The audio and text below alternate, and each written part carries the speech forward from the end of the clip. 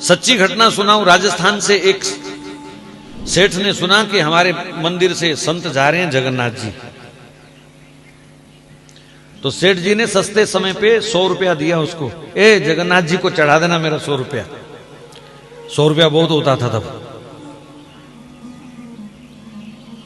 तो 100 रुपया निकाल दिया, जगन्नाथ जी की गोलक में डालना। ठीक है सेठ जी। अब रास्ते में भूखा प्यासे संत पैदल जा रहे थे। भूखे प्यासे संत मिलने लगे। क्या करूं, कैसे इनकी मदद करूं, मेरे पास तो कुछ है नहीं। तो फिर सोचा चलो सेठ जी का 100 रुपया है, पाप तो मुझे ही लगेगा ना, लग जाए पाप, लेकिन कम से कम किसी का पेट तो भर जाएगा। मुझे जो दोष लगेगा, नरक मिलेगा, देखी जाएगी, पर किसी की भूख प्यास मुझसे नहीं देखी जा रही। तो जो कोई रास्ते में भूखा प्यासा मिलता, बाजार से 2 रोटी खरीद करके उनको खिला देता, किसी को पानी पिला देता, किसी को शरबत पिला देता।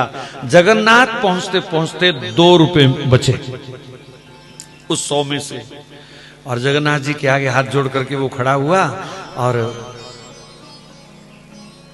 रो करके कहा, प्रभु बेईमानी की है मैंने, सेठ जी ने 100 दिया था, मैं 2 ही ला पाया, बाकी मैंने खर्च दिए और 2 रुपए चढ़ा दिए।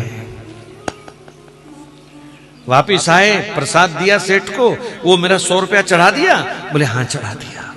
बड़ा खुश हुआ, जगन्नाथ जी को बड़ा याद किया, मैं तो नहीं आ पाया, पर आप कितने दयालु हैं, मेरा 100 रुपया आपने स्वीकार कर लिया। अब बड़े लोगों को आदत होती है ना बार बार 100 रुपया बोलने की। मेरा 100 रुपया आपने स्वीकार कर लिया। ऐसे वो जगन्नाथ जी का धन्यवाद करते करते सो गया। तो जगन्नाथ जी स्वप्न में आ गए।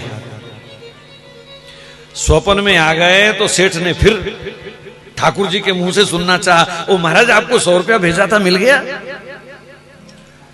तो कहा सेठ जी 100 तो नहीं 98 मिले हैं मुझे। अरे बड़ा बेईमान है वो महात्मा, 2 रुपए खा गया। मेरे को तो कह रहा था मैं 100 रुपया चढ़ाया है। ये बेवकूफ आदमी, बेईमान आदमी, संत वेश में भी धोखा करता है। ठहर जाए, इसकी खबर लूंगा सुबह। सुबह उठते ही उसने नौकर भेजा और महात्मा को बुला लिया। ए बेईमान कहीं के, तेरे को 100 रुपया दिया था, शर्म नहीं आई तुझे? 2 रुपए बेईमानी कर गया तू। मुझे स्वयं जगन्नाथ जी ने बताया कि तूने 98 रुपए चढ़ाए हैं। कहां है 2 रुपए? महाराज जब सेठ के मुंह से ये बात सुनी तो वो संत तो रोने लग गए। हे जगन्नाथ प्रभु, आज पता चला कि तुम क्या स्वीकार करते हो। जो 98 रुपए मैंने भूखे लोगों को खिलाए, आपने वो स्वीकार किए, और डायरेक्ट नगद जो मैंने 2 आपको चढ़ाए वो आपने स्वीकार नहीं किए। आज कौन चलेगा इस पद्धति पर? मैंने वृंदावन के बड़े बड़े मंदिरों में देखा। हमारे एक दिन मैं गया बिहारी जी के, एक सेठ अपने थैले से गड्डियां निकाल निकाल के डाल रहा था। मैंने कहा बहुत अच्छा, ठाकुर जी ने दिया, इसका पैसा कहीं भी चढ़ाए। लेकिन दुख तब लगता है जब हजारों हजारों गैया वृंदावन में भी कूड़ा करकट खाती हुई दिखाई देती हैं। तब लगता है कि वहां गोलक में गड्डियां डालने का फायदा है कि यहां गौओं को खिलाने से फायदा है। कौन सा बढ़िया पुण्य है, कौन सा बढ़िया दान है?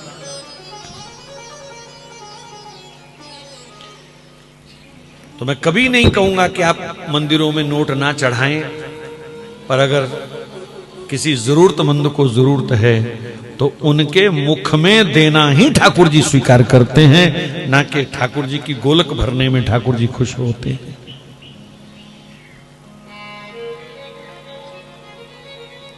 और वर्तमान समय में जरूरत है, जितने भी सरकारी नियंत्रण के मंदिर हैं जिनका चढ़ावा सरकार खाती है, वहां फुट्टी कौड़ी मत चढ़ाया करो हिंदू।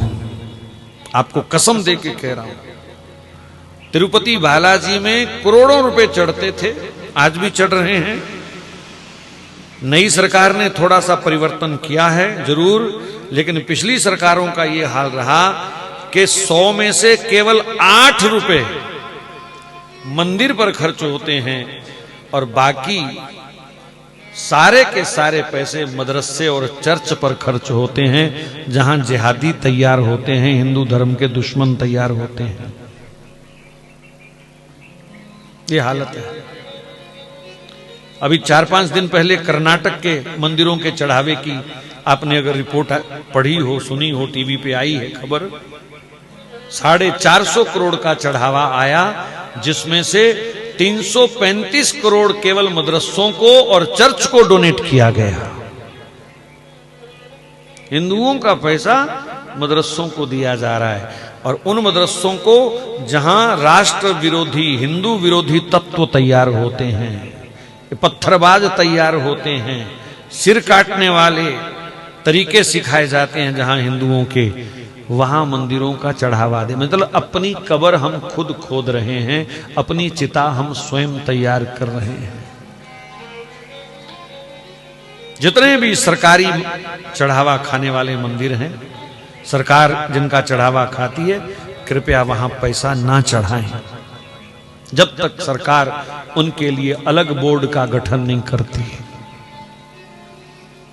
कम से कम हिंदुओं का पैसा तो हिंदुओं पर लगना चाहिए कि नहीं लगना चाहिए।